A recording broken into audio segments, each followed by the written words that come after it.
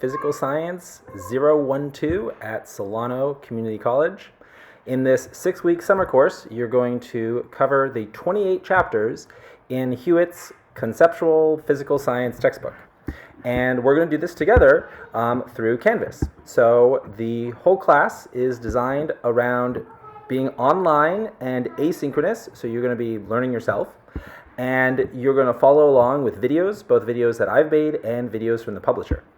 So let's take a look at the key document for this class, which is the syllabus. You can see below the video of me is a copy of that document that I have open. You can, of course, access this yourself on Canvas. You can see that it's right here at the top of Module 1, because if you're seeing this video, you've probably looked in Module 1 and seen the welcome video, as well as the published course, and now you're going to take a look at what else is available, right? What are the other things you can look at? And the one at the top will be the syllabus document, okay? And it also can be found in files, because there are a number of ways you can navigate through Canvas, and I'm going to have a lot of that unlocked so you can choose how you want to engage with Canvas, whether you're just always going to the modules or looking at your to-do list in terms of assignments, or if you're looking at files, or and so on, okay? And so I mention that because the syllabus can be found in files. Okay, so the kind of key thing about the course, if we look at the syllabus down here in Canvas, it says the focal point of Canvas are the modules, okay? So there is one module per week. Not all of them are the same. The later modules are shorter in terms of the week 5 and week 6 modules, because at that point you're going to be preparing for the cumulative final, which you can read about in the syllabus as well. Now, I'm not going to go over everything in the syllabus, but I do want to just call attention to the umbrella, the broad strokes of the class, okay? And so each week we'll have a number of topics. Each of those topics is a single chapter. So in week 1, you can see that there are 5 chapters. So we have up through chapter 5, which is fluid mechanics. And for every chapter, there's an associated homework. As I mentioned in an email that hopefully you got a few days ago, the homework is through the publisher and through a paid homework portal called My Lab and Mastering. And so you will have to sign up for that.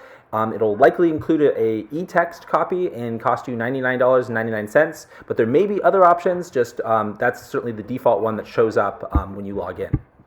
Okay, so taking a look at that, you've got a homework assignment for homework 1. Once you have got your registration code through Pearson and you're able to do the homework, then you're going to have an option here once you click on the homework in the module to actually go over to Pearson and get that done. All right, so let's go back to our home here. Okay. Furthermore, there are going to be the quizzes. Quizzes are every other chapter. I think there's 2 quizzes that cover 3 chapters, and then to compensate for that, there's 2 quizzes that cover a single chapter. And so, but there are half as many quizzes as there are chapters, so there's 14 of them. The grading scheme, which is described in detail in this syllabus document, talks about how I drop a certain number of quizzes, I drop a certain number of homeworks. You can certainly read that for yourself, find out exactly how they affect your grade, but you are required to do most of them. Homework is just about every day. It being a summer class and there being 28 chapters to cover. But the homework assignments are designed to be pretty short. There's only 5 questions per homework. And so you'll, there's 5 points, but there's actually 5 to 8 questions. But still short homework assignments. We're going to have labs. We're going to have a total of 11 labs. You can see lab 1 shows up right here. I've placed the labs within the modules to more or less match the calendar, which is part of the syllabus document. So if I continue to scroll down here, and you can see there's a section on grading and a section on the exams, then you can see a big reference certainly is going to be the actual calendar here. Now, you may or may not be looking at the calendar in the syllabus document because you might just be looking at your to-do list on Canvas, but it can be a good starting point to get an idea of how often due dates come up. And the labs are going to come up basically with the frequency of quizzes, but a few missing because there's only 11 labs instead of 14, as there are for the quizzes. And so you can see there's some of these pairs of chapters where there is no lab, but there is still a quiz. Okay?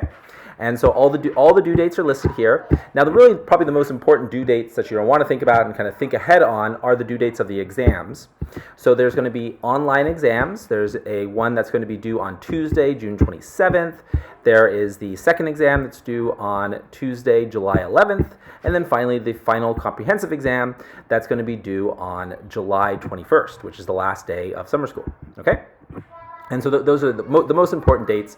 Otherwise, you kind of just, as long as you're checking in frequently, you're going to see it as all the mini preparatory assignments roll out. Overall, the class kind of has like a 60-40 breakdown in terms of where the points come from. In fact, I think I might have chosen exactly a 60-40 breakdown. What I mean by that is about 60% of the points come from exams and about 40% of them come from other assignments, which are meant to prepare you for exams. And so it's sort of me giving you credit for studying, okay? And you're going to be getting those points, that 40% points for practicing and doing your work, for your homework, your quizzes, and your labs. Okay. Now that's the main idea of the class, right?